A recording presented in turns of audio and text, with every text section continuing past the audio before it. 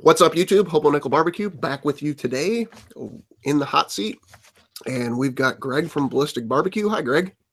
How you doing, guys? All right, so looks like we got Christie's Cooking, WTF SoCal, Barlow Barbecue, Mr. Mega Fred Zeppelin, T-Roy, Everyday Barbecue, and I will start naming off other people as the chat scrolls. Where are you from? Born and raised San Diego, California. All right. Family life, kids, dog, children.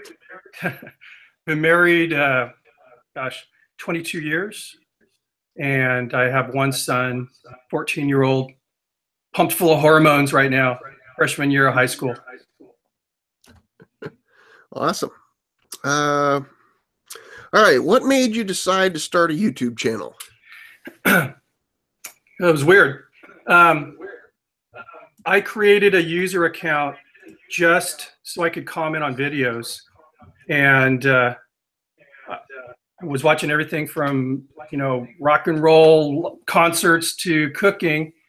And at the time, there was really no dedicated barbecue channels other than the Barbecue Pit Boys. One day I had my sister and my brother-in-law coming for dinner. I was going to be smoking pork shoulder, handed my wife the camera, a video camera, and I said, film me doing this. I had no desire to make any other videos after that, but after the video, it was doing pretty well, and I started interacting with the people watching it, and I guess I was hooked. So is that still the first video on your channel? I think the very first video on my channel is my son's white belt test in Taekwondo, but it was 2009, I think September 2009, when I shot that pork shoulder video. Right. Well, I forgot. I did come across that. I meant the first cooking video. That's the first cooking video, still on there. Some of my older videos are pretty tough for me to watch, but I can't get rid of them. I just leave them up. So that's one thing. I'm going to deviate here. Somebody asked the question. Oh, it's Barbecue Maniac. What's the smartest decisions you've made in life on your channel? And it kind of hones in with, I saw the first video you made, and I've seen obviously the videos that you make now, and it's obviously night and day difference. So what's your thoughts on that? I think the smartest move that I ever made, excuse me, was I consider myself an outdoor cook on my channel. And when I decided to keep making videos, my plan was just continue with very traditional kind of barbecue. One day I made a hamburger video, and I was kind of reluctant to do it, but I did, and it was doing well. And then one of my subscribers, we're Facebook friends, hopefully she'll show up, in Australia. Her name is Angie. She made the first request for me to do a copycat burger video, and it was the McDonald's Big Mac. And again, I had some apprehension, but I did it, and I'm glad. My hamburger videos have been treating my channel well. So it kind of, initially I felt like I was kind of being typecasted, I guess, but now I've accepted it. Just like Led Zeppelin accepted that Stairway to Heaven, people want to hear it. So I really am grateful that I started doing the hamburger series, I guess. I'm really happy with that decision. All right, so I'm seeing a lot of new people that aren't normally on the hot seat. One thing I want to let you guys know is I've got a pile of questions for Greg, and when I get to a certain point where we start running out, I will ask you guys to start putting questions in the comment. At this point, this comment's scrolling so fast that there's no way I could possibly write these down, so hold your questions off for a little bit. If I see something, I'll write it down, but as many of you guys are posting, this is going to be really hard to keep up with.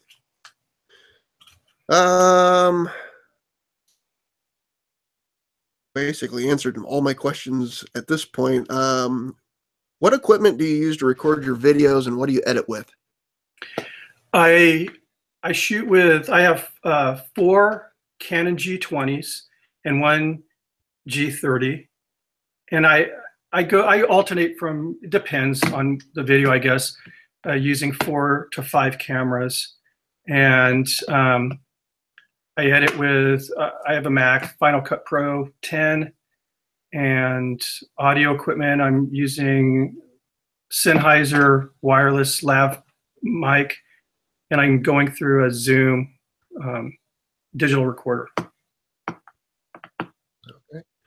We got 41 people on right now, Greg. You, I think, are pretty damn close to breaking the record for most people at one time, and I thank you for that. Oh, thank you. Cookers do you have? And I'm going to basically keep that to outside smoking barbecue type stuff, and hell, that list may be too long already. Yeah. I mean, I honestly, I think I have about 16 cookers. I'll go fast.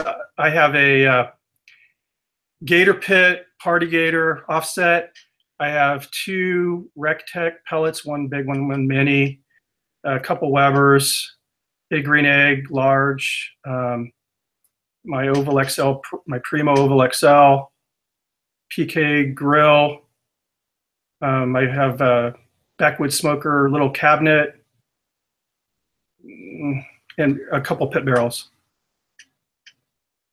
All right, so if I came to your house and said you could only keep 2 and I'm taking the rest, which 2 do you keep? And why? I would definitely keep my Party Gator, just because there's a flavor you get off of an offset using nice big pieces of wood that you just can't get from any other cooker. And probably, yeah, that's a tough question. My Oval XL, just because it's so versatile. All right, in the chat, I just happened to catch Booger 500 US says, "Betcha Greg don't have an air fryer." She didn't call me hoser. No, I do not have an air fryer. It seems like everybody's buying those things, though, so I guess maybe I should. I have a couple fryers. Other thing I'm going to apologize to you guys for is I have got a head cold from hell, and I'm probably going to cough and sneeze a lot, so just deal with it. Lindsay, San Diego, right. Bro. He's my boy from San Diego. 619. Yeah, 619. Which sadly I learned from watching wrestling and Rey Mysterio. All right, who taught you how to cook? Outdoor cooking. I mean, some of my best memories of my childhood were watching my dad cook. This would have been a long time ago.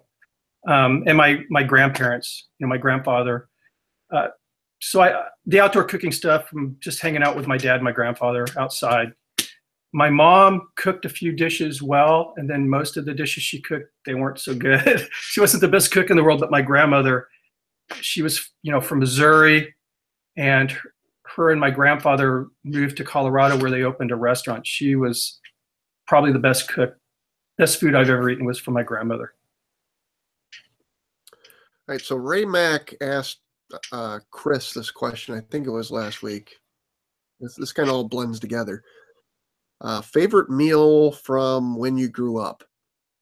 And his thing was mom, but apparently mom wasn't so good. So I'm going to open that door to you to ask you to put that wherever you want. Well, my mom did make some good fried chicken. I'll give her that. She made some shitty breakfast. So she burned eggs, pancakes, everything she burned. Barbecued ribs. My dad made some good barbecued ribs. That's probably my favorite meal to this day.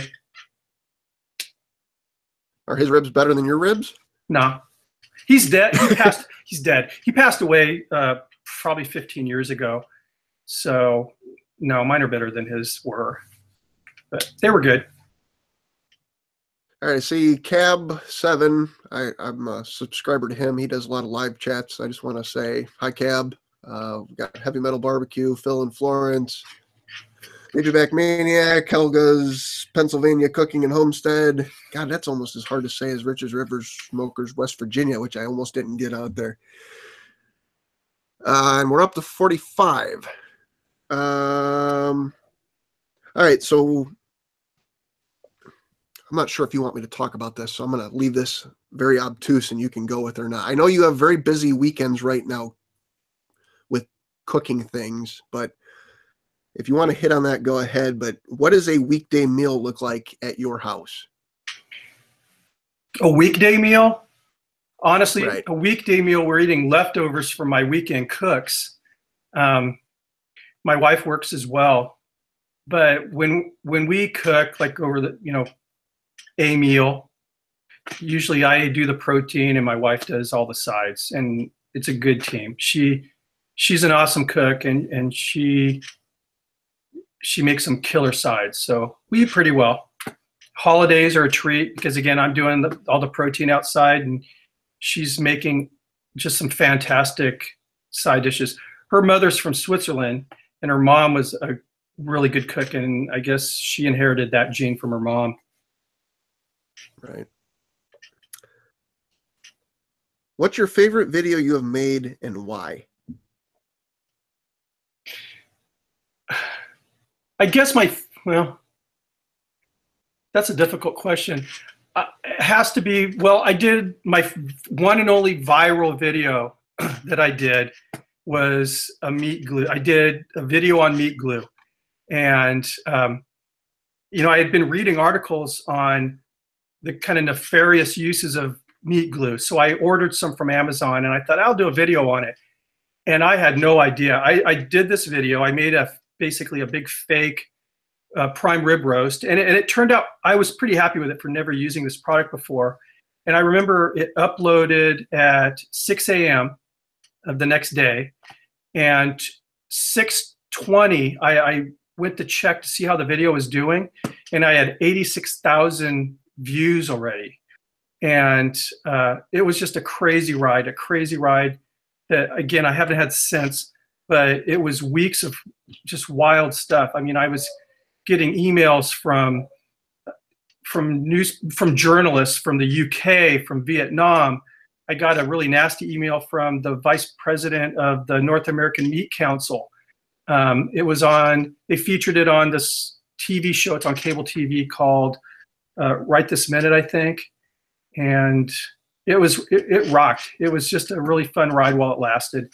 Now that video gets just mediocre views, but for that reason and that reason alone, probably that's my favorite video. I've done cooks that I was prouder than that video, but just because it was a viral video, the one and only I've ever had, I'm pretty happy with having got to experience that. You remember how big your channel was when that happened? No, roughly? not off the top of my head. I don't remember. So I remember I was getting some good sub counts. I was for a couple days I was averaging like 1,500 subs a day. Wow, that was pretty cool. Yeah. So baby back maniac, I screwed it up the first question that he asked, and I said barbecue maniac, and I apologize for that. But basically, it asked if you had any idea the meat glue video would do that well, and clearly the answer is no.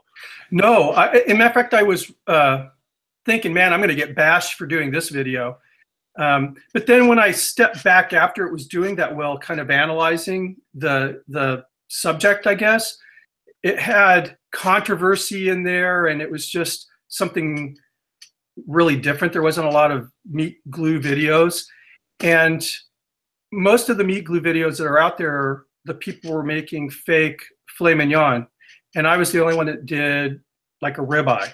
So I guess it just had the right formula.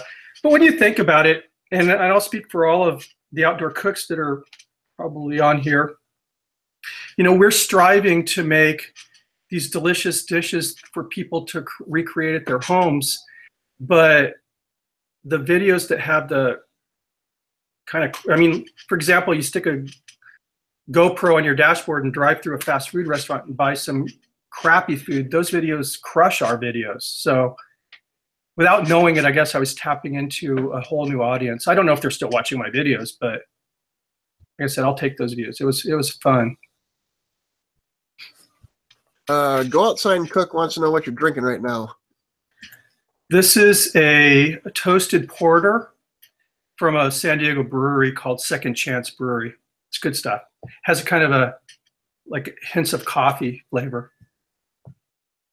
And I want to say the channel name is Cook with Andy or Andy Cooks. Good. I cannot remember, and I did not write it down, but he had asked me to ask you if you've ever had any of the beers at the end of your video that were just absolutely terrible.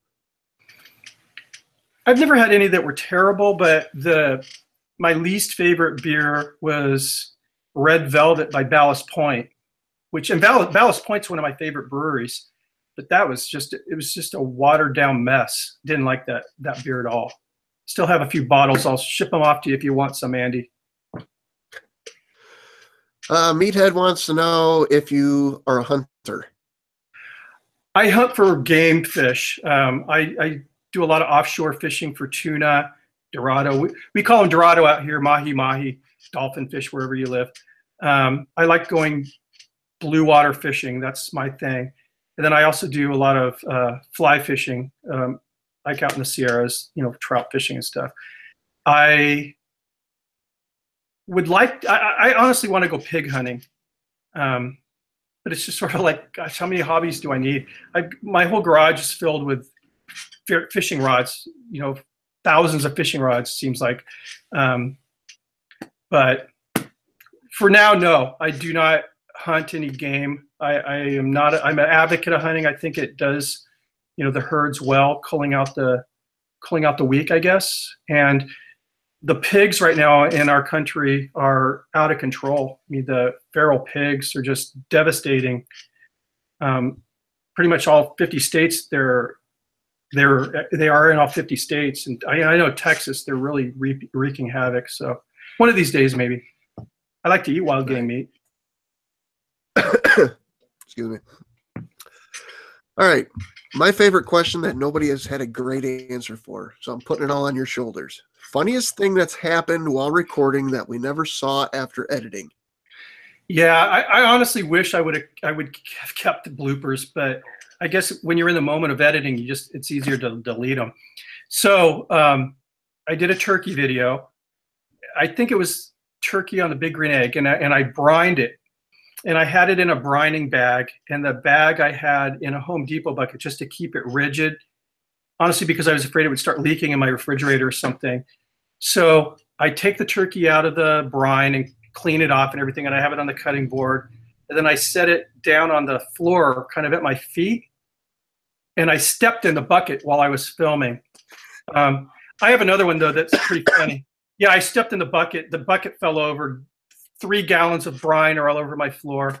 One of my really old videos, this is another one I wish I would have kept. It's my pineapple upside down cake. And you can see when I do this in the video. So I have this pineapple sitting on my cutting board, and one of those pineapple cutters, like a big apple cutter. And I'm hovering over that pineapple, and I push it straight down, and it sprayed that acidic juice right in my eyes. And I was completely blinded. I mean, it was like I got sprayed with pepper spray. And I remember, I was just looking straight down talking, and then I looked up and my eyes are closed. It was hilarious, but I was able to edit that part out. But like I said, now that you know that, if you ever go back, it's an old video. And again, my old videos suck, but you'll know when this happened. Because again, I'm just looking straight down and I won't look up while I'm talking. But I've had a lot of bloopers, believe me, a lot. I understand. Being new to this game, it seems like I screw up more than I. So the sad part is that, like my beer bread video that I put out last week, the blooper reel has more views than the regular video does. That's good, though. I'm glad you made a blooper reel. Like I said, I wish I have one video that I guess the whole video is a blooper, and Mega Fred Zeppelin knows this one. I did for whatever reason, I decided I'm going to make a cocktail. Well, actually, I was Memorial Day, and I was drinking mojitos, and I love mojitos. Well, that was my drink back then. So I thought I'm going to make a mojito video. And I kept screwing up, so I kept drinking. And by the end of that video, I was trashed. And I could not say Happy Memorial Day, guys. I kept saying Happy Memorial Days, guys. And it was just take after take after take. And finally I said, screw it, I'm done. And I did not complete the video. as a recipe, but I did upload it as a fail, I guess. So it's funny, Mr. Mega Fred Zeppelin actually put that in the comments and asked, when was the last time Greg made a mojito? Rock on. Right now, as far as cocktails, I like old fashions. That's my cocktail right now. So I'm kind of deviated. I stepped away from the mojitos for a while. Nothing wrong with some bourbon. This is true. I'm going to throw this back out there. Greg, you're not allowed to participate because I think you watched me pour this, but anybody that can guess the 2 ingredients in this cup, I will buy you a Ballistic BBQ t-shirt sent to you. You're going to have to wait till after the video is over and put it in the comments down below. And you have to tell me the specific bourbon and the specific other item in here. And just to let you know, I have 200 bourbons at my house, so good luck to you. All right. Christy's Cooking Channel has made the list of questions that get asked every week. And her question is, she would like to know, what is the best and the worst thing you have ever cooked? I'll start with the worst. For whatever crazy reason, well, I get a lot of burger requests, obviously. I mean, I get tons and tons of burger requests. And I had someone ask me to do like a vegan or vegetarian burger. And I was out shopping and I started thinking to myself, because actually John, Big Meat Sunday John, at the time was going through this wacky, he was vegan stage. And he was telling me how difficult it was to, basically you had to be an alchemist to make these recipes. So I got this idea in my head.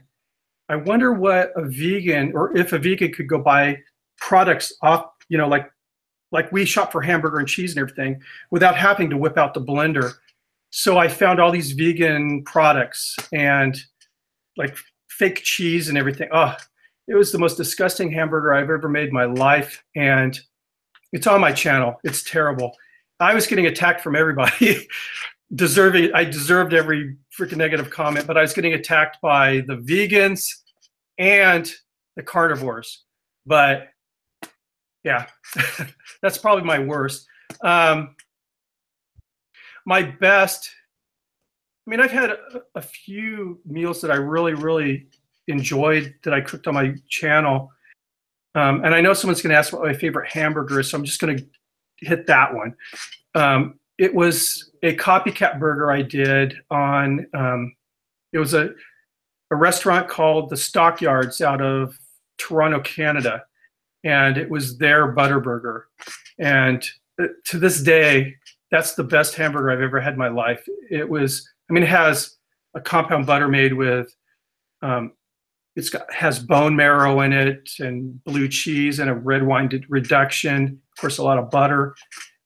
It was just amazing. That was a really, really good burger. That's probably my favorite. So I was actually watching your Five Guys video right before you hopped on here. And I've never paid attention to them cooking at Five Guys, but when you stack the 2 burgers up, pressed on there, I actually had Mrs. Hobo come on here. She came downstairs to say good luck on this live stream, made her watch it. So I'm going to ask this question. What's the, well, let me rephrase this. Let me ask you, what's your viewpoint on the prepare a burger patty? You broke. Could you repeat the question? I said, what is your viewpoint of what the best way to prepare a burger patty? Wow. I mean, I'm going to answer that 2 ways. If you want a thin patty, smash burger, like smashing it, you get that just beautiful caramely crust that you can't get any other way. With a little clarified butter on your skillet or your griddle, whatever, and then smash that thing and just hold it for a good 10 seconds. It is unlike any other technique. That's one of my favorite flavor-wise, for sure. I really enjoy, you know, a good burger that's grilled over, you know, lump charcoal or something. But I'll tell you what, it's hard to beat the crust you get from a flat top. And I'm not saying that because the Ballistic griddle. I'm just saying it's really difficult. And I think the proof's in the pudding when you look at the top burgers in the United States. 99% of them are cooked on a flat top. So I'll take a flat top burger over a grilled burger any day. And someone's going to hate me for that, but that's just the way it is with me. All right, I'm trying not to jump around here, but I like this question. Everyday Barbecue wants to know, what is one piece of positive advice you would give a new aspiring YouTuber that would like to eventually replace their full-time income with YouTube? Well, first of all, don't think that that's even possible. It is, but go into it with just the idea that it's a hobby. You're sharing something that you really love to do, and be consistent. And by consistent, I mean continue. You know, you need a schedule, and even if it's just one video a week, try to be consistent. You know, upload one video a week. The goal is to try to be discovered, I guess, by viewers other than our circle. Once you start seeing comments showing up from people that you don't recognize your name, you know you're doing the right thing. And just keep doing what you're doing. I'm giving more than one piece of advice. Be willing to grow and change. You know, as your audience grows, you need to start stepping up your game a little bit. And that's where, you know, you need to make a decision. It's a hobby, you know, maybe invest in better camera. Audio is huge. Make sure you have great audio, or the best audio you can afford. And just have fun. If you have fun and that's coming out on your video, you'll do well. I think the biggest thing that's helped me is to look at the criticism you get on your comments, and instead of being offended, just really, even the rude comments, there's probably some truth in there. And I know that my big thing was I used to get a lot of, it's funny, one comment stands out. It was a lady from Missouri, and this is way back, and she said, you know, your videos are great, but you need to buy some personality. And I started getting those type of comments, and I thought, yeah, they're right. Watching my videos, I was focused so much on the cooking that I forgot that there was a big eye watching me, and I wasn't talking to my audience. I was just very sterile and dry. And so I thought, you know what, I'm just gonna have fun. And I think that's the key. I'm blathering. That's another thing. I'm getting comments right now that I talk too much, so I guess I need to shut up a little bit. I think you're good. I'll hit on this, and I hit on it last week, is Mrs. Hobo's daughter at one point looked at me and said, she's 4. She says, why do you talk like that, Chris? And I said, what do you mean? She goes, you don't sound like normal you.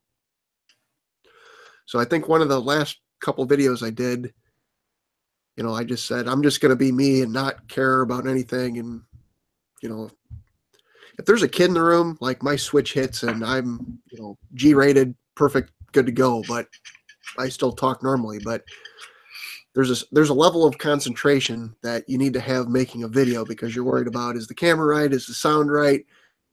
Why is this flock of geese flying over my head? Why is there an airplane flying over? Why is somebody pulling in my driveway, etc.? That you get so honed in there, I think, that you're so hyper-focused that you lose you.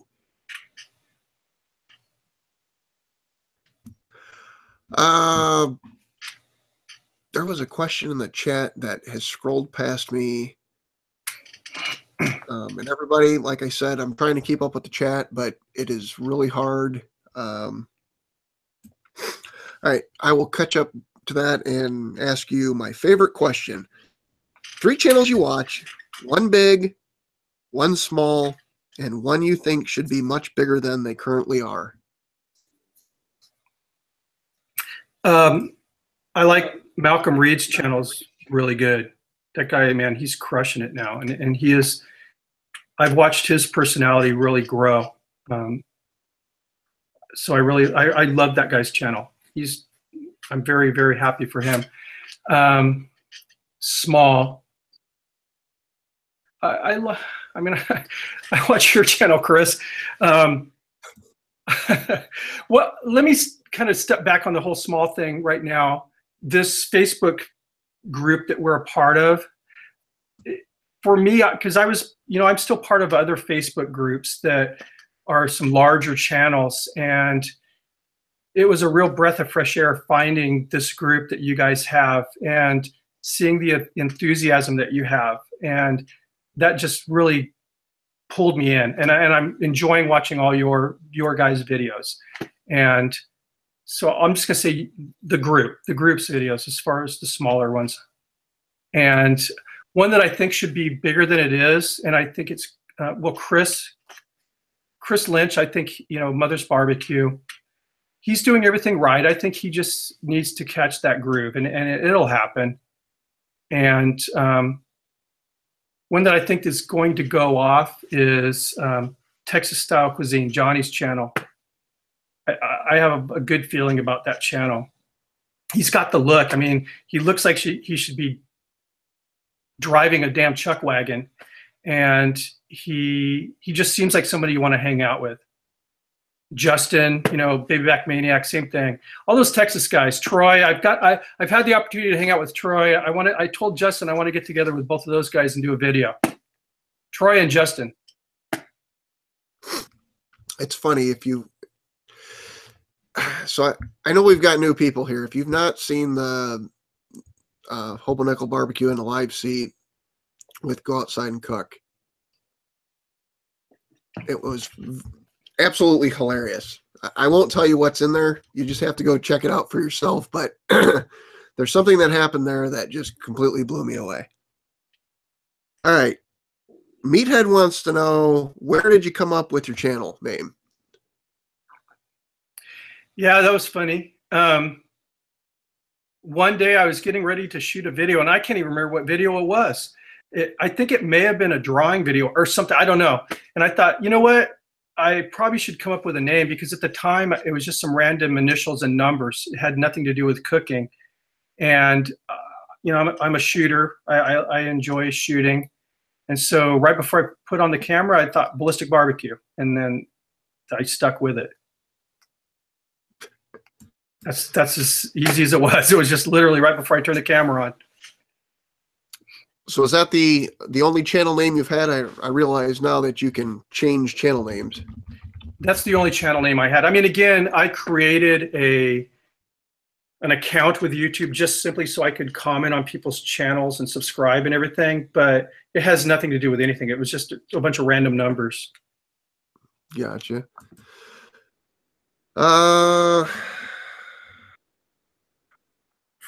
I don't know who asked this question because I didn't write it down properly, but it says, when you retire, will you leave California? I'm assuming that's from your regular job. Yeah, that was, I know who that was. It was Surfing Sapo who asked that question. I plan on it. California, I was born and raised in San Diego, but California's just getting a little too wacky for me. So 2018, I plan on exploring from Arizona, and then I'm just going to head east. And I've fallen in love with Tennessee. I like North Carolina, and I have actually Noah, who owns Pit Barrel Cookers, trying to talk me into moving to Kentucky. So I want to explore Kentucky a little bit. Good bourbon. Take the tour. Well, yeah, and he lives in the Bourbon Trail area. And then in Texas, I'm again wanting to check out Texas. The only thing that's screwed up about the Bourbon Trail, that I've taken it 2 or 3 times, is the shape that you have to get to do it. There's no logical way. Like, it's not like a circle where you can set a home base in Louisville and kind of go. You kind of have to go one way, because you can only hit like 2 or 3 a day, just the way they're spaced out, if you want to do any tours or even just stopping at each gift shop. Same thing with the other way. It's a good thing, though. Yeah, I've been all over the South. I've never been to Kentucky, so I'm definitely looking forward to checking out Kentucky. For some reason, the chat keeps bouncing back and forth on me here, and it's driving me batty. Where Where'd it go? Where'd it go? Where'd it go? I got the banana costume. You really want me to put on the banana costume, Corby? Oh. There's a story here that I apparently don't know about. So why don't you go ahead and run that while I try to figure out where. The banana costume? Yeah. No, it was when, I think it was when Chris was on, and Corby's just, yeah, it got weird. He was saying I should wear a banana costume when I was on today. But okay, I remember that. Now it's hard to. So right now, if I was guessing, there's probably 1,000 comments in this video. It's probably not 1,000. It's probably a couple hundred, but it's hard to keep up with. And the same thing with Chris. Mr. Mega Fred Zeppelin says, "Tell Greg he owes me a squeeze-in burger." Well, tell Fred that Fred lives in Sacramento, and I was in Sacramento trying to take him out for his squeeze-in burger, and he completely dogged me. So he owes me a squeeze-in burger, as far as I'm concerned. But I'd like to get together with Fred for sure. So CL600 2K5 says, "Hey Greg, do you have any other ballistic barbecue items like your griddle in the works?" Well, we have the different smashers, and other than that, right now, no. That's it. Craycourt's making a version of the cast iron grate that's porcelain coated. So I'm trying to talk him into making a smasher that's made out of mild steel that's porcelain coated. I guess maybe that. So for those that aren't in the know, talk about the ballistic or the product that you got now. Well, it actually started when I decided I was going to make these copycat burgers, because so many of these great burgers are made on a flat top. I thought, I'm going to make a flat top. So I had a fab shop make one up for me, and I loved cooking on the thing, and I was just inundated with questions. Where can I buy one? Where can I buy one? You sell those. So I've had a really long-term relationship with a Craycourt cast iron grates, and I pitched the idea to him and said, "Hey, let's start making these. We'll co-brand it." It was funny because he was really reluctant, but again, we've known each other for a long time, and he decided, okay, we'll do it. And so the first run was 200 griddles. I did my video, and they sold out before they hit the shore in LA, where they land, I guess. So yeah, it's been a great success. So I'm, again, something very grateful for that my channel brought me. But it's a griddle that fits over the Weber kettle flat top, and we also have a couple different size rectangular shapes for gas grills. Double J Barbecue wants to know, I'm putting the "if you're willing to tell" part in this. How many of the ballistic griddles have been sold? Today, I could get an answer. If I was prepared for that question, I could get one, but it's been a lot. Let's just put it that way. I don't have a number, though. It's been a lot. Yeah, way more than 7. No, I think I can tell you this: Craycourt's very, very grateful that he made the decision to make that thing. All right, T-Roy Cooks. I don't know if you ever heard of him. No, yeah, I think he's a relatively new. Space Cowboy TX. Yes.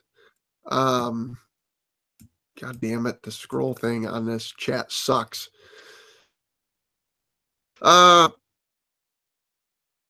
Any advice on how to respond to journalists or websites wanting to use your video footage? Like Putin to Trump at this point on this kind of question. Honestly, my feeling is what's funny, because I was approached just today by a website, a sports fishing website. They wanted to put some of my fishing videos on their, embed them on their site. My feeling is, if someone asks, I let them do it. I mean, it's not going to hurt your channel. It's going to give you more exposure. So if they ask, I 9 out of 10 times I'll tell them yes. Hunter at our Shack Barbecue wants to know, what's your favorite thing to cook on your pellet smokers? Wow. Brisket and beef ribs, I guess. Right, so I'm going to delve into that question a little bit more. So I think a lot of people take barbecue way too seriously and think that you need like a toe of a newt, an eye of a bat. Everything's got to be perfect. And I want to know what your opinion is on that, and whether you truly think different meats do better on different kind of cookers, or if it's just a understanding the cooker. I think it's understanding the cooker. I mean, obviously with cuts like brisket, you know, those real tough cuts that you need to be able to cook low and slow, the cooker matters. But yeah, I mean, as long as you can stay in that range, for me, the happy range is 250 for barbecue. I can get, you know, the same results out of any of my cookers, like, you know, whether it's a pellet or one of my Kamados. So I don't think it's that big of a deal. And I also think people they kind of obsess over the temperature stuff, you know, trying, oh my God, it's 226 or 251 instead of 250. I mean, 10 degrees plus or minus isn't going to hurt your cook at all. You think about it, I mean, back in the day, these guys didn't have thermometers on their cooks, you know, and they were still rocking some really good barbecue. So I think we obsess over it way too much. That's one thing I try to tell people, is that what you make at home, unless you completely butcher it, is probably better than what you're going to find outside of certain pockets of the country at your local barbecue place. Yep. All right.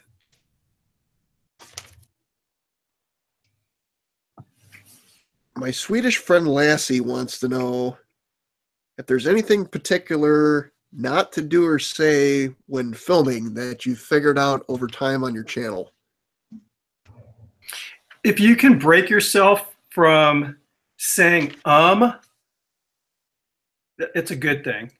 That was another thing. Again, I used to get criticism for saying and so I broke myself of that habit. Don't say And what I've found that helps me is when I normally, like I just did it, when I get to a place where I would normally say I'll just pause. I think they call it like a pregnant pause or something. Just pause. Right now, this is funny that he asked this question. I received kind of a rude, critical comment on one of my last videos. Well, it was about 3 videos ago, that I say "all right" way too much, and it's annoying. And I never really noticed how much I said "all right." And even though the comment wasn't presented in a way that I thought was, like I said, it was kind of it was put in a rude way, they were 100% right. So if you notice my last couple videos, I didn't say it as much. I think I've only said it once or twice in the videos. So don't say "all right" so much. Hey, Mother's Barbecue's on. I don't know how long Chris has been on here, but I just happened to notice his name. And he says, all right now. All right, Christy's Cooking Channel wants to know, what's the worst burger recipe you've ever made? Again, it was that vegan nastiness, that vegan burger. I should have not even uploaded the video, but I did. It was terrible.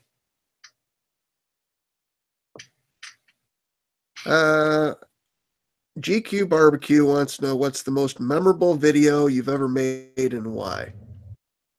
Again, that meat glue video, just because it went viral. That was my most memorable video. That and my first video, the pulled pork that I did back in September 2009.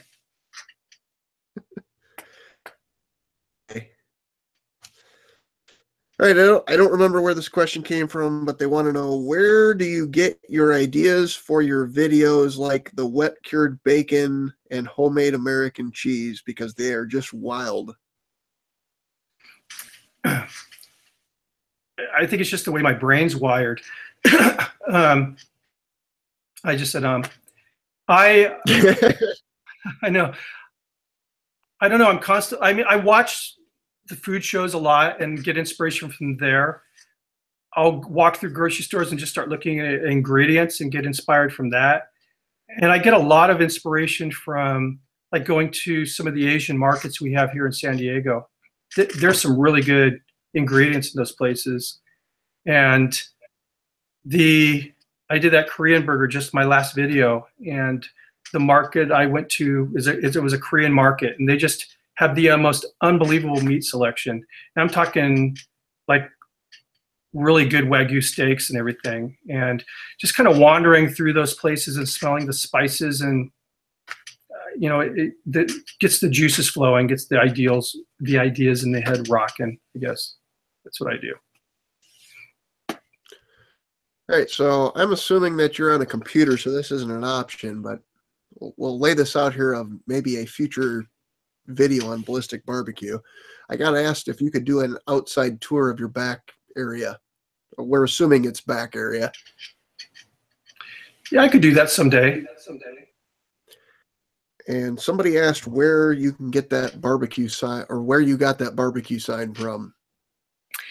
There's an area in San Diego called Little Italy, and it's where the Italian immigrants settled back in the day. Most of them were like tuna fishermen, and every year they have a big giant block party called Festa, and a booth was selling it, and I bought it there. And unfortunately, the store that sold that sign no longer exists. So, but it's made in Mexico. I'm sure if you did some searching, you'd probably find one, but yeah, it was made probably here in TJ. Tijuana. I might be misunderstanding that, so interpret this question for what it's worth. Not sure who Chris's mother's barbecue is asking this, but it says, when are you going to make that corn soup we had in Vegas? And that might not be directed towards you. It may be directed to somebody else in the chat. Does that make any sense? Was it Chris asking that? Chris, myself, Chris, John from Big Meat Sunday, we were all in Vegas together. I don't remember. That was a blur, though. If I said I was going to make a corn soup. Oh, that was for John. Since John is on, I want to mention this too. Because you asked, I think, what channels influenced me in the past. And I'm going to definitely give John from Big Meat Sunday a huge amount of credit for inspiring me to step up my game as far as multi-camera type stuff, the production stuff. So a big thank you to John. And I really hope that Big Meat Sunday kind of rises like a phoenix, because he's such a great cook and he does such great work. And I really miss watching his videos. So, John, get back into game, bro. All right, I see Lyle, No Hippie Barbecue and Cooking has hopped on here. So I'm going to ask you guys a favor in the chat. If you got questions for Greg, start piling them in there. Greg, can you see the chat? I can. All right, start piling some questions in there. I need to go use the little boys' room. So if you guys can keep Greg entertained for long enough, I've still got some questions on the paper here. And I will stay here and ask him questions till something pops in there. Well, Tess, I have not. But so one of the restaurants that serves that burger is Umami Burger, who I've sworn that I'll never, ever go to another Umami Burger. And they're the closest restaurant that sells that particular meatless patty. I'd love to try it. It's called the Impossible Burger. And I really want to try that. But if you guys ever go back and look at my Umami Burger recipe, that turned into a big mess for me. The Umami Burger's attorneys came after me and they were threatening me with a lawsuit. So I'll never go back to another Umami Burger. That being said, the company that makes it's called Impossible Foods, and I've emailed them a couple times. and they said they only deal with restaurants. So until I go to a restaurant other than Umami Burger that sells it, I have not tried it, but I'd love to. It's supposed to be amazing. I have friends that have tried it.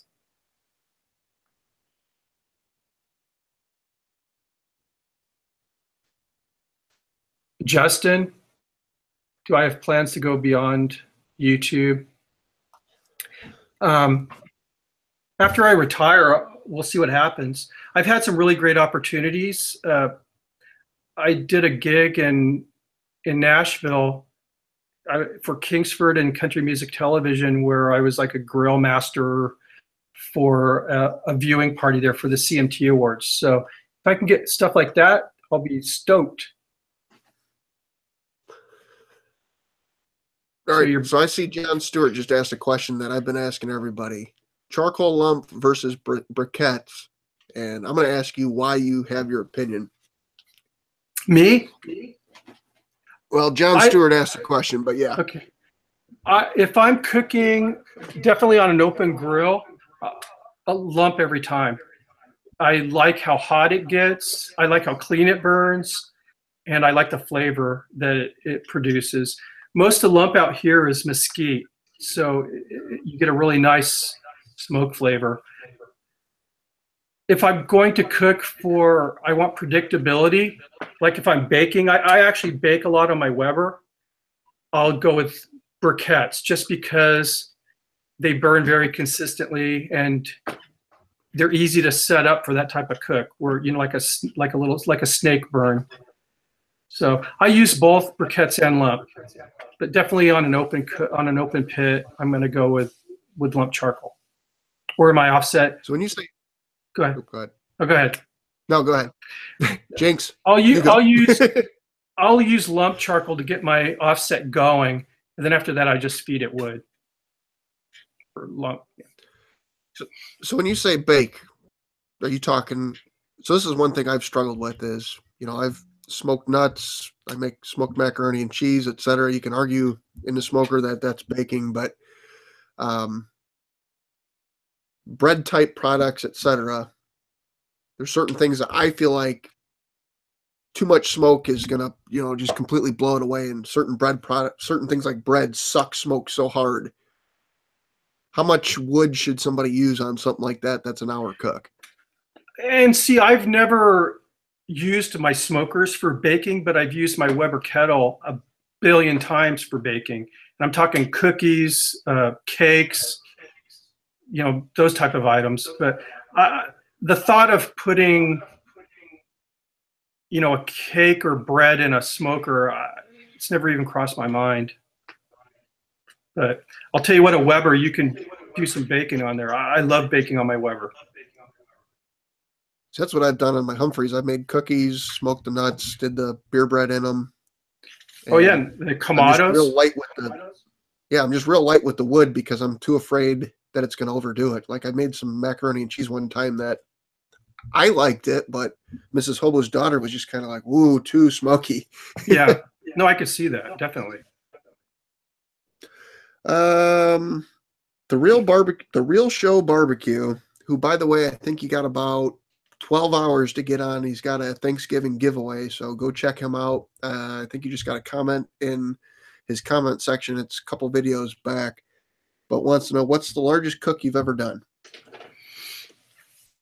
The largest cook I've ever done, actually, and Alan, another former cooker, he and I did it together. We probably fed, it was over 300 people. Gosh, we probably, I know we cooked, I want to say it was like 45 racks of pork ribs, about 11 briskets, and about 8 pork shoulders, and then 1 chicken. One chicken. Dennis Couch wants to know barbecue sauce flavor, hickory or mesquite. And while you're answering that, on a lot of stuff, so just repeat your question in the comments, and I'll try to put it as I can. Hickory. How come? I love this, the taste of mesquite, but it's a little, the hickory's a little bit sweeter. The mesquite can be a little pungent. All right, Christy's Cooking Channel wants to know, does Hobo Nichol look better with or without the wig?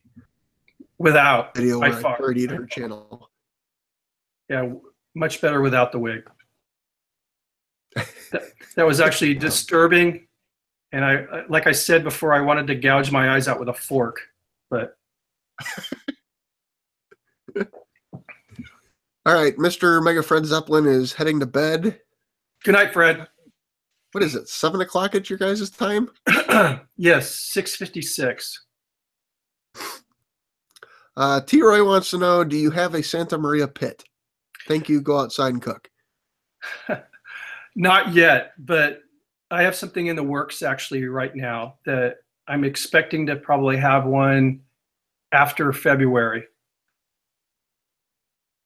And somebody way earlier that just popped into my brain wanted to know, are you going to make more sous vide videos? Yes, I will. I will make more sous vide videos for sure. All right, so speaking of sous vide, I've got an Anova, whatever the heck it's called, and I don't understand it. So somebody that gets a brand new sous vide machine, walk them through the basics of what the heck it is and how it works, etc. Well, since you mentioned sous vide again, John, thank you. John from Big Meat Sundays is when it got me into sous vide. So just another bit of gratitude. So a sous vide circulator is basically a device that you immerse in water, like you'll have a little tank of water or a pot of water, and you set a temperature. It brings the water up to whatever temperature you've set, and it stays there. It doesn't go any higher or lower. So what you do, sous vide literally in French means under vacuum. So you take, say you like your steaks medium rare, that's one, but you know, depending on how rare you want it, but it's usually going to be 130. So you set it for 130 degrees. You'll take your meat, put it in a vacuum bag, and immerse it in the water. And you can season it with anything you want while it's in the bag, and believe me, it'll take on the flavors. For a steak, and I know John will disagree with me on this, but I like to sous vide a steak for 2 hours.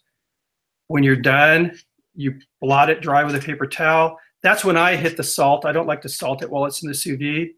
Then you sear it off really fast on a really hot whatever, whether it's a grill, a skillet, a flat top, and it literally takes a minute on each side, and you will have a perfectly cooked steak. And you cut through it, you won't have any gray halo.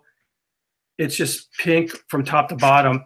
And the reason is there's no carryover. You figure when you're cooking a steak on a hot grill, let's say 400 degrees, that steak is trying to equalize. It's trying to bring itself up to 400 degrees. So when you pull it off, it continues cooking for a good 10 minutes. And you do not get that carryover with sous vide. And believe me, I've been doing a lot of sous vide cooking lately, not on video, but a lot. I have like 4 sous vide circulators, and I've every type of protein you can imagine. Duck breast is killer sous vide, by the way. And I've done a lot of veggies too. All right, 110 barbecue. Goddamn scroll. Pardon my French. This is like literally watching a schizophrenic person. 110 Barbecue wants to know, question for Greg, is there a grill or smoker that you want but don't have? And what is your dream cooker? I'd like to have a big old trailer pit one of these days. But I really want a Santa Maria grill. That's either a Santa Maria or like an Argentinian style grill. That right now is top on my priority list. That's what I want. I think that's just a real beautiful way of cooking. And you know, it's not just for hot grilling. You can go low and slow that way as well. And I think it's kind of really getting back to, you know, cowboy caveman style cooking. And that's what I want. That's right now #1 on my want list. Santa Maria or Argentine. All right, my friend from Canada in for the grilled barbecue wants to know, so hickory wood for making liquid smoke, question mark. Any smoking wood for making liquid smoke. I mean, hickory is the most popular, but that's the nice thing about making it at home is you don't have to use hickory. You can use any of the smoking woods. You can make some really good liquid smoke. Hickory is just the most popular. I think it's probably the most popular smoke flavor in our country right now. Baby Back Maniac, aka Justin, wants to know, do they issue Santa Maria grills in California when you enter the state? Only in Northern California. I'm in Southern California, so no, they don't. I wish they did. T-Roy put, man, WTF is making sure we don't have trolls and Chris won't ask his question to Greg. I think this is fixed. T-Roy, I probably have missed this, so I apologize. It's hard to keep up with this stuff.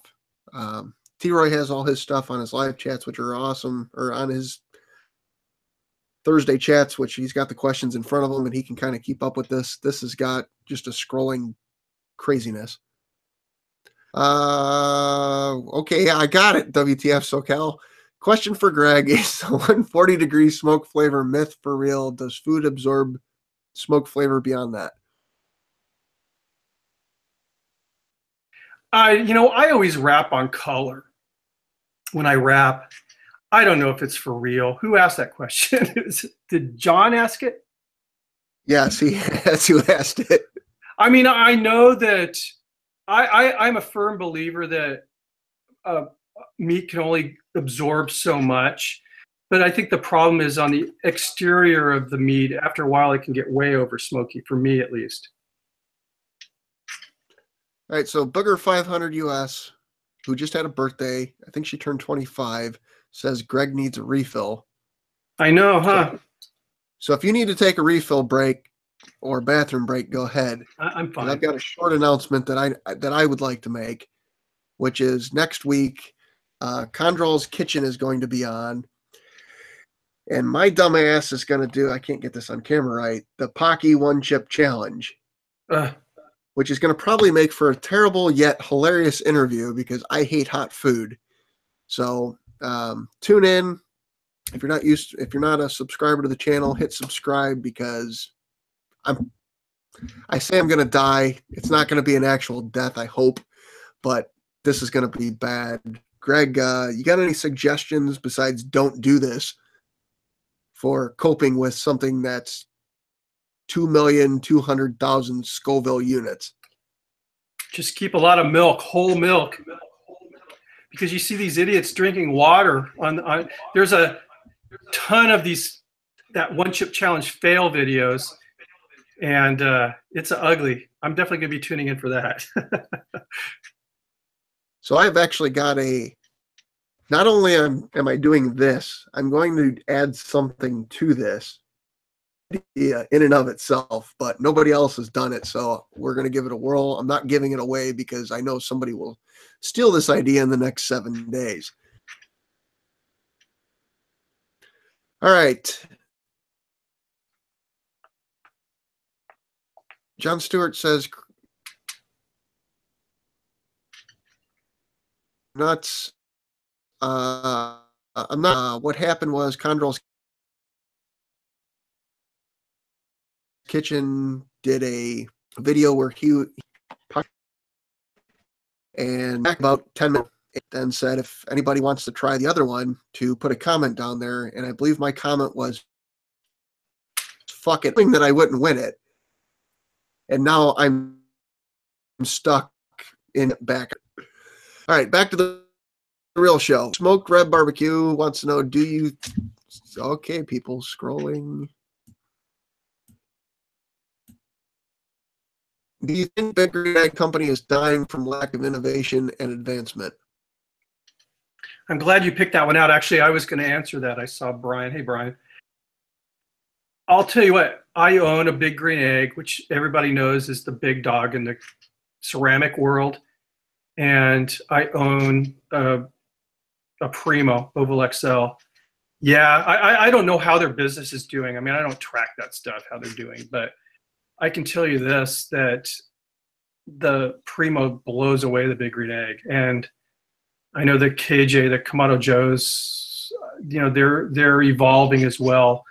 I don't know if Big Green Egg will ever die. I mean, they're a Goliath as far as, again, in the ceramic industry and their promotions and everything, but that thing, I have it, the cover on it, I probably haven't pulled the cover off in over a year.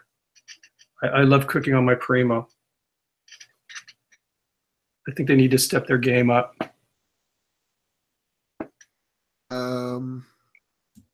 Things have gotten wonky here. Your sound there got all weird on me. I'm assuming that as we go, but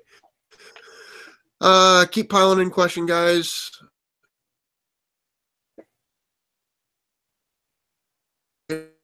The point, I'm at my last question on my list. So, guys, strangest client you've ever had. Yeah, your audio got all wonky on me, so I didn't hear you, Brian. Yeah, it broke. Strangest question that you've ever gotten, or strangest comment you've ever gotten on a video? I've had a lot. I think the comments that I just shake my head on are the comments with like the real like sexual overtones. I mean, not overtones, like full on sexual comments. And it isn't females, it's dudes saying weird stuff.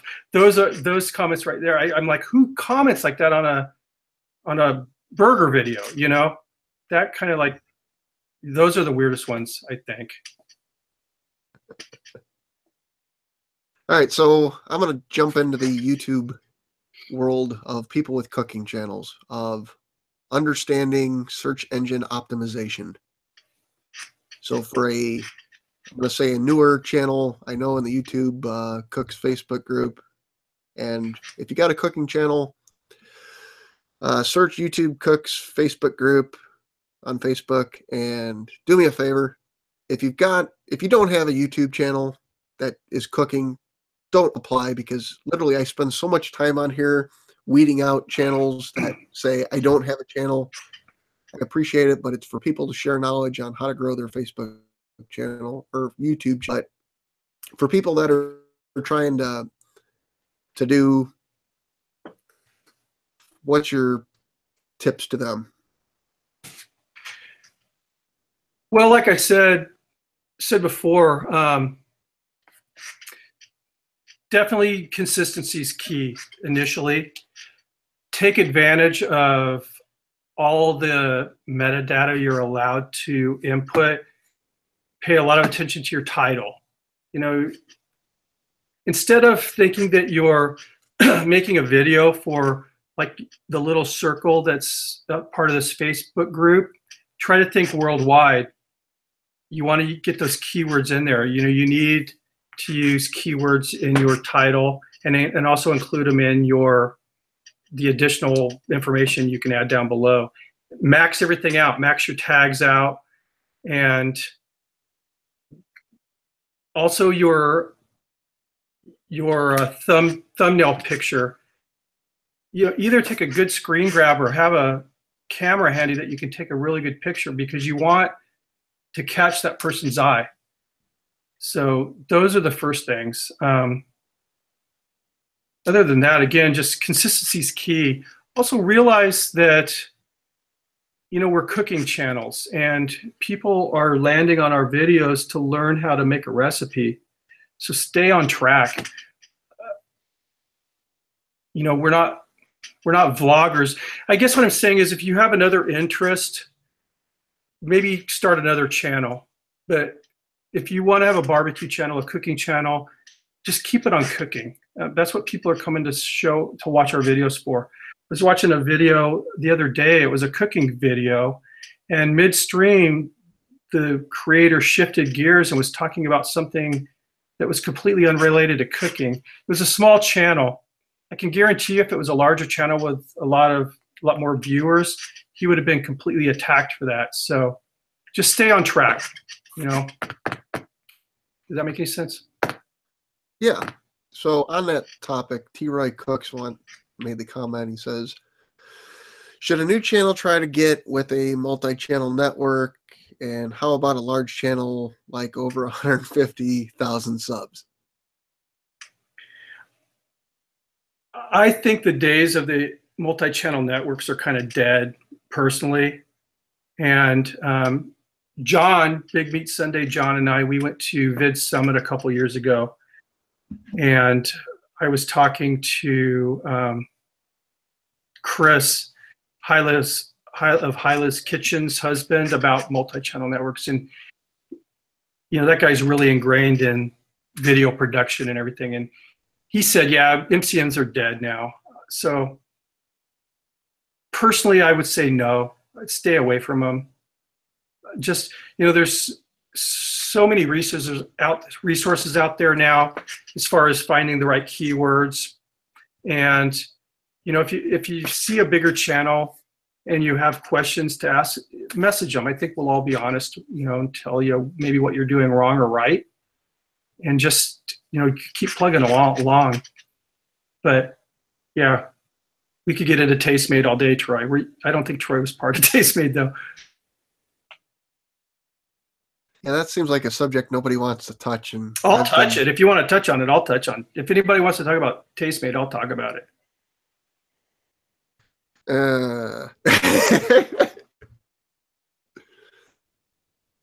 You talked about keywords. So I use vidIQ, uploaded or downloaded TubeBuddy and vidIQ both, and it's better. But when it talks about keywords, I like hell in my tags and everything. I don't understand, like, what for cooking wise is a keyword.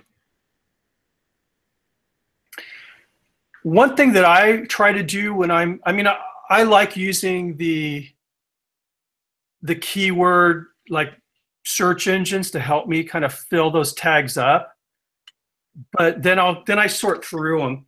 And one thing that I'll try to keep in my mind when I'm looking at say the tags, for example, is I'll try to look at maybe a cook that's kind of closely related to my video, but maybe even like a different type of dish, but I want people to stumble upon my video, maybe even by accident.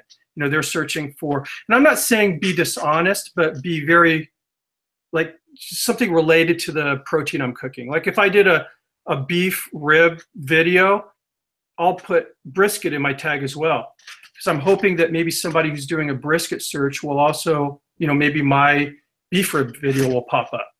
So I kind of use that mindset, I guess, when I'm figuring out the tags and the keywords. And titles, everything. Try to keep your titles simple, I guess. But they say use words like recipe or how to in those titles. Then try to repeat it once when you get down into that additional information box down below.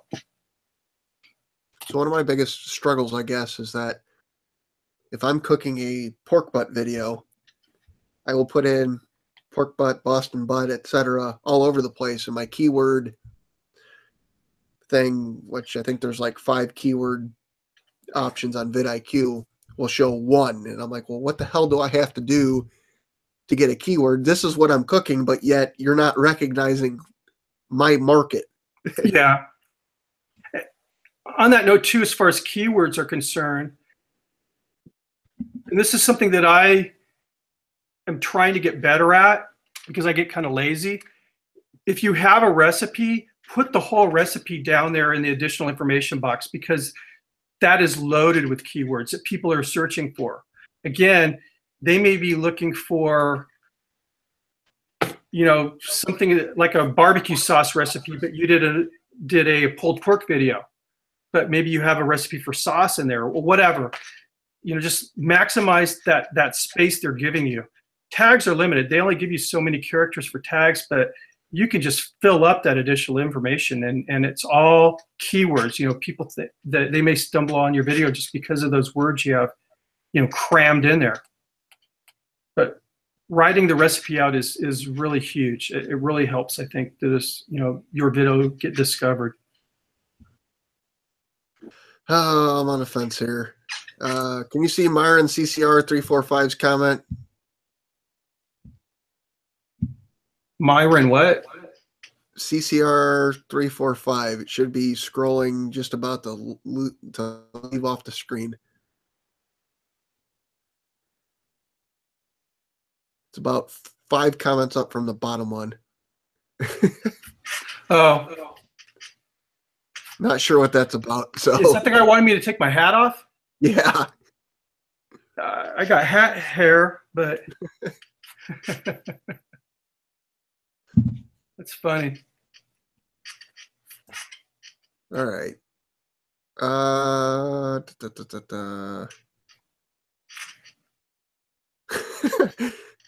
His wife turned him around when she heard his name. Sniper Kurgan 1. Hey Greg, I love your video or your burger videos, but generally you use beef, and I have one venison burger. Have you considered a bison burger? I love bison, even if it's a bit lean. Just add fat.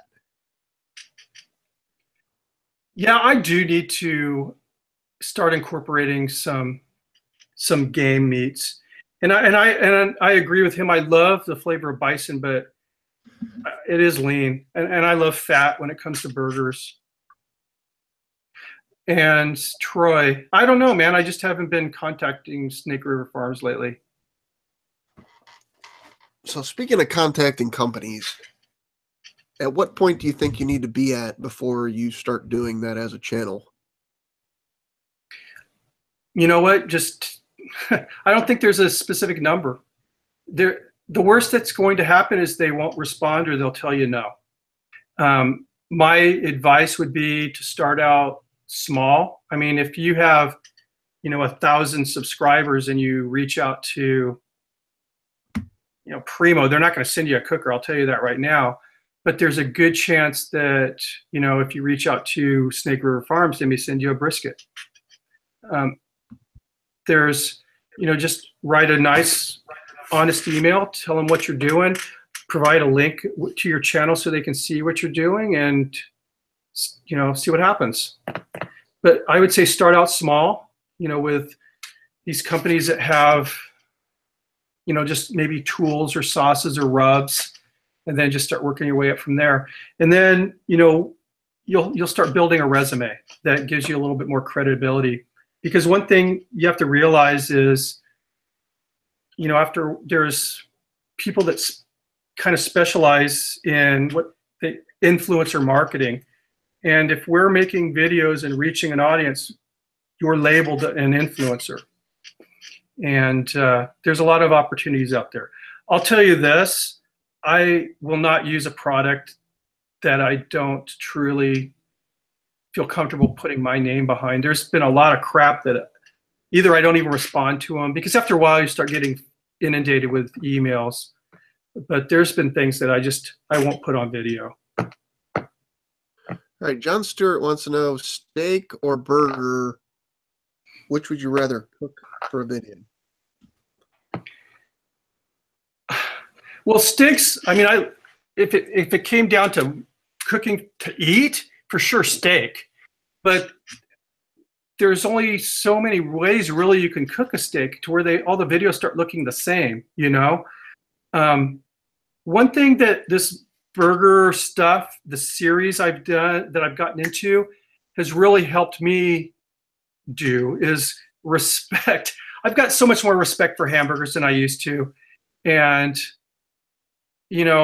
especially when I'm grinding up some people hate this, but like if I'm grinding up a ribeye steak for a beautiful burger, and just really dressing it out and creating a really wonderful meal. For video, burgers for me. And I think the thing I like about burgers is they're so approachable. You can show people, this is how you do it. It's not difficult. And I kind of try to convey the mindset that I have when I'm creating one of these burger recipes. And I just think, God, there's so much more you can do with burgers than the restaurants do out there. I really enjoy making those burger videos. I really do. All right, Double J Barbecue wants to know, why is tri-tip so popular in California and not nationwide? And I'm going to piggyback on that and say I can't get tri-tip in the state of Ohio because I was told by my butcher that California sucks it all up. Well, I would imagine if your butcher has access to the big primal cut of sirloin, they can fabricate their own tri-tips, right? I don't know.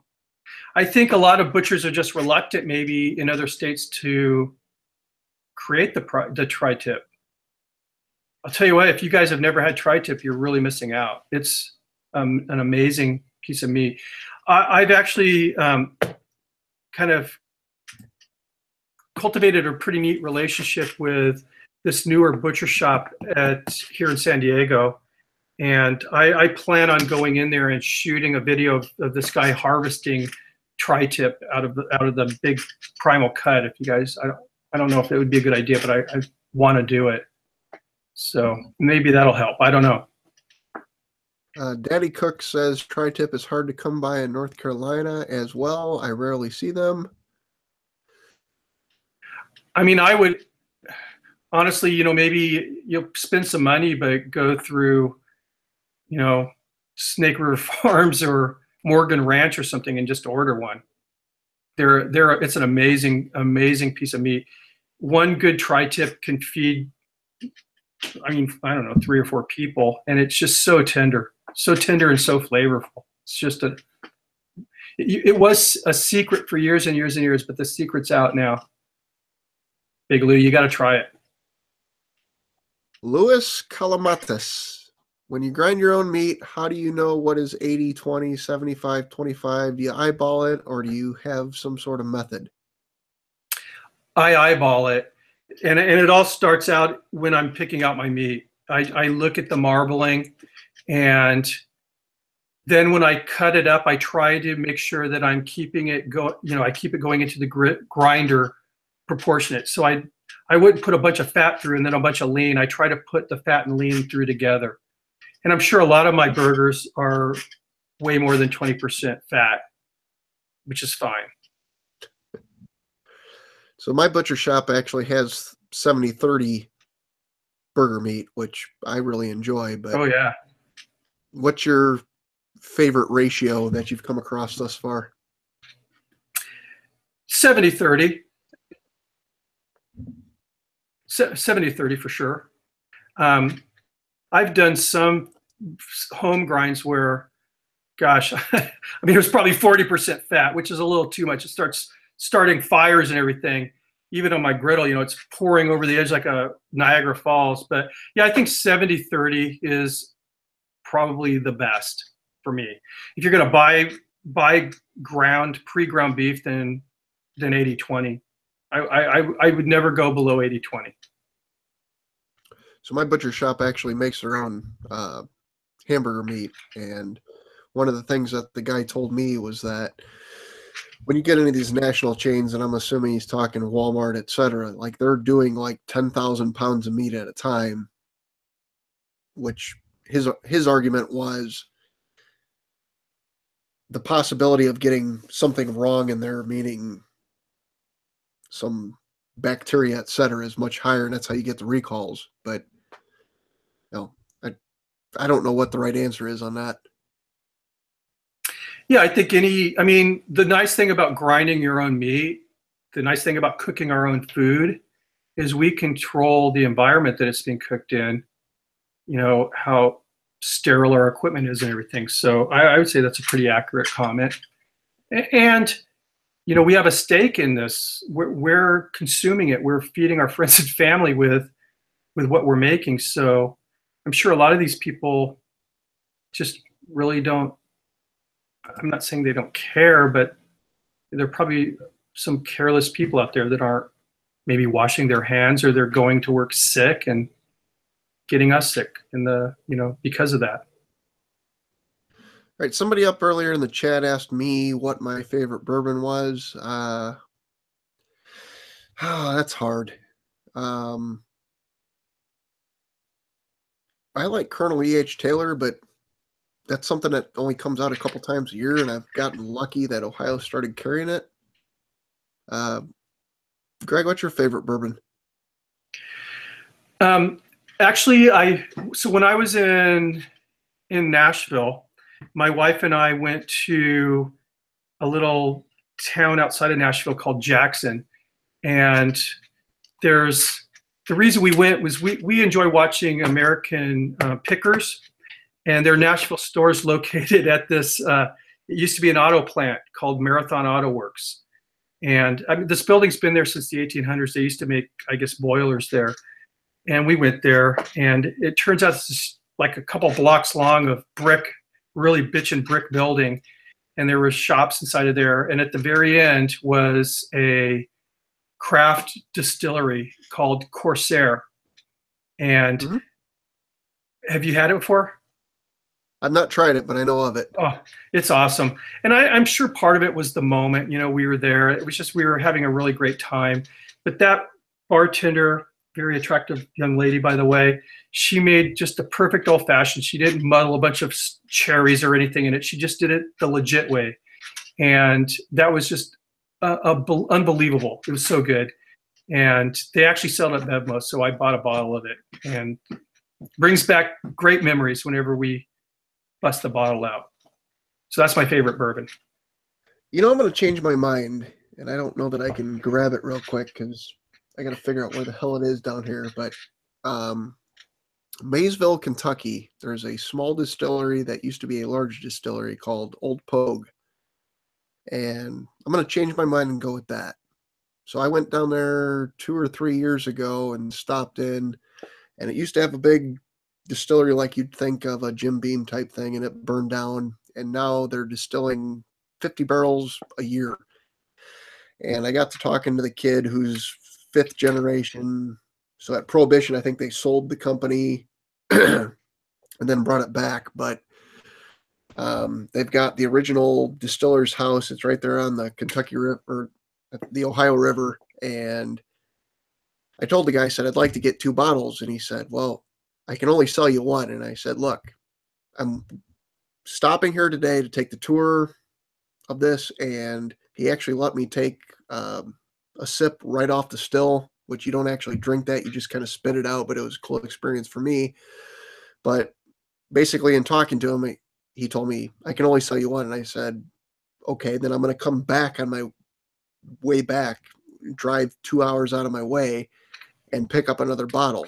And he's like, all right, I'll sell you 2. But Old Pogue, it's just kind of a small type thing, kind of like Corsair is. So I'd really recommend that. Writing it down right now. Actually, I'm going to try that.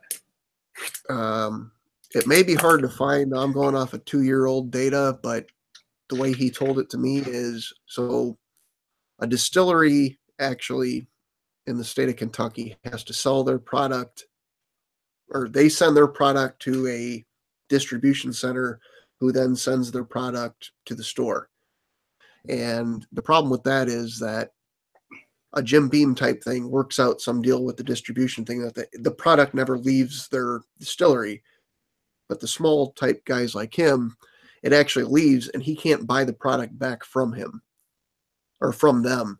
And what some of these distributors are doing is they're hoarding this stuff till Christmas time. So I don't know what the market is in California. Like, I live in Ohio, so it's a state-run liquor department. So literally the state, I was talking to the guy in my local store that told me that the state tells them specifically where on the shelf this product goes. And which bugged me was all the Jim Beam products aren't next to each other. You'll have the white label Jim Beam, the Jim Beam Extra Age, which used to be the 8-year product.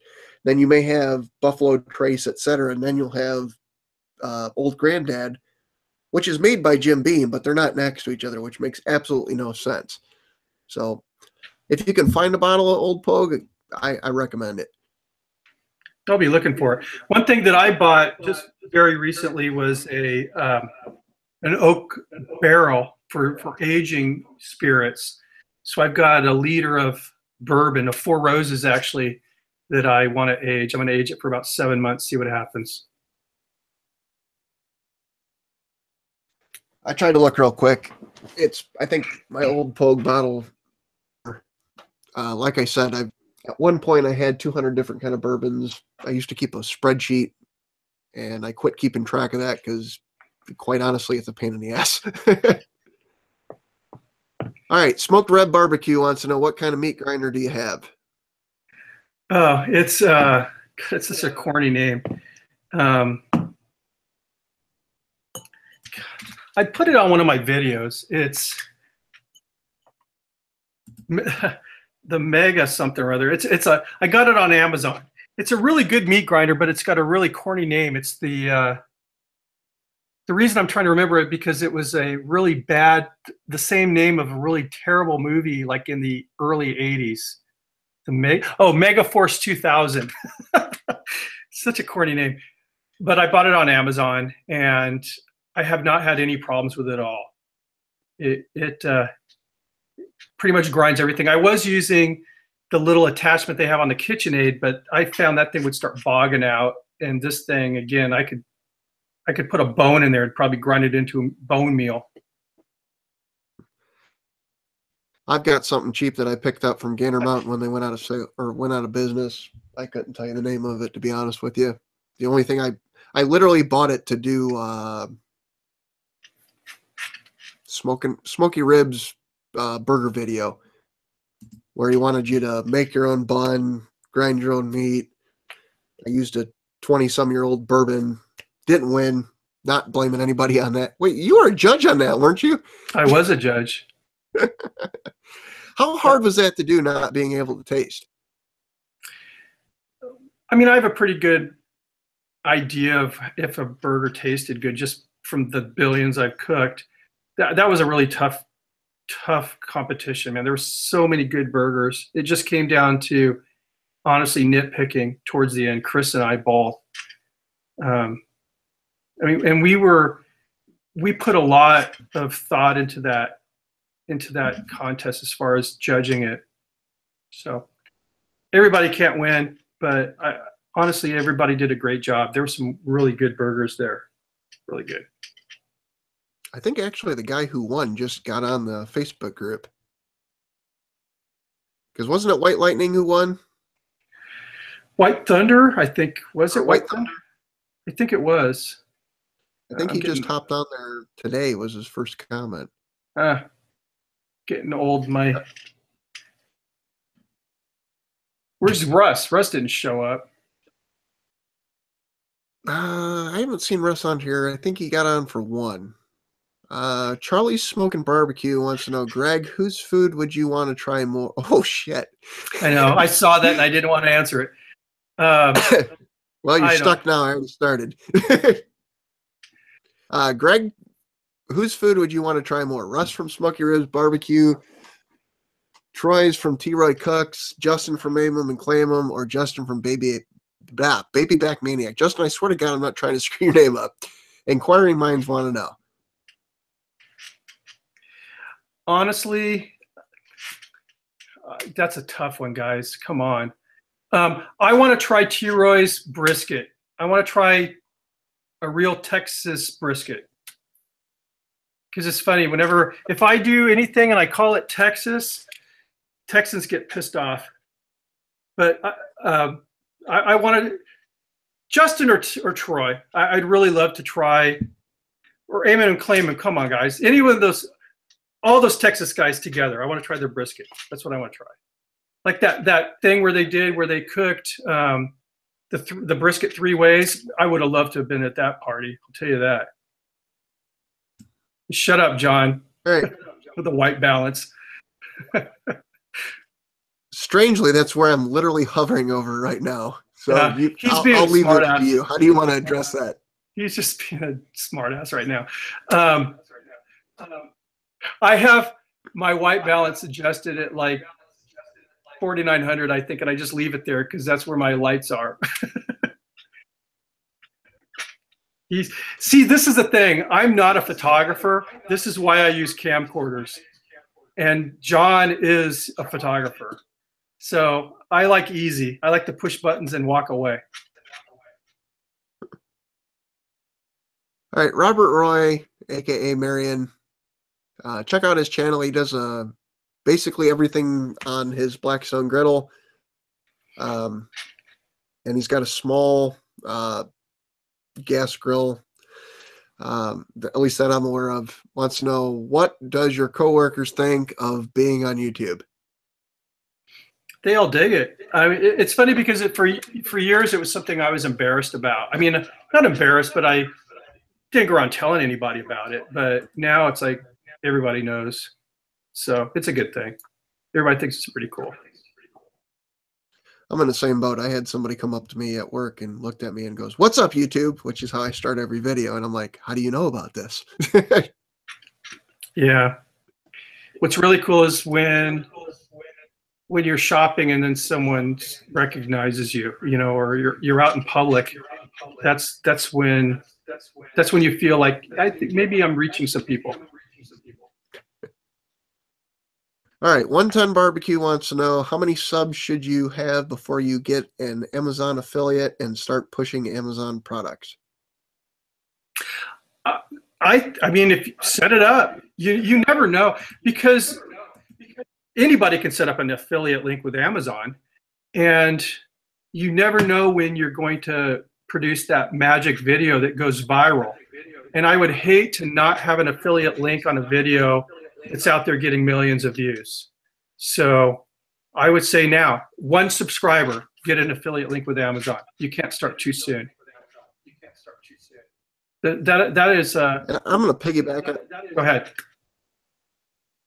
I'm going to piggyback on that from the started making everything set up for monetization outside of having the 10,000 subscribers, or not 10,000, or the 10,000 views. Like, I literally sat there, I think it was 2 or 3 weeks ago when I got close to that point. And what was funny is the YouTube app, but YouTube's website, 9,200. And it was like the longest week of my life. But I sat there and I'm like, up except for that last step of literally getting the views. And then I got an email one day and said, "Hey, you're good to go." And obviously I've not quit my job from one of the earlier questions, but you know, I'm already set up in case, like you said, one video takes off, then you're good to go. But if you weren't already set up, you'd hate to wake up in the morning, kind of like your meat glue video, and go, "Well, shit, I just got 82,000 views. And really wish I had an ad in front of it." Yeah, I mean, those are things you need to think of. I mean, and that affiliate link, for me, it's just guilt-free shopping on Amazon, because I have it set up to where I get a gift card for Amazon, and it's awesome every month. I get to buy stuff without feeling guilty about it. All right, guys, I'm going to give you another minute to ask any last questions that I missed. Trying to make sure I didn't miss anything here in the last minute, but all right, I'm going to put you on the spot, Greg, and ask you, who do you want to see in the hot seat sometime soon? Oh, geez. Troy or Justin. Troy and Justin together. No, either Troy or Justin. I can tell you this. I've never met Justin, but I would love to meet him. He seems like just such a great guy. I've had the opportunity a few times, well, 2 or 3 times, I think, right, Troy? Troy's a great guy, and I'd like to see him on the hot seat. Troy and I wrestled a sea lion together. Right, Troy? Is there a story behind this? It's the truth. La Jolla Cove, we were sea lion wrestling. No, Troy was visiting San Diego one day, and we were giving him a little tour. Actually, Chris and I went out and had some beers, and then there's this one little beach in La Jolla where the sea lions hang out. You're not supposed to go out there, but we did. We were down there walking around with the sea lions. Anyway.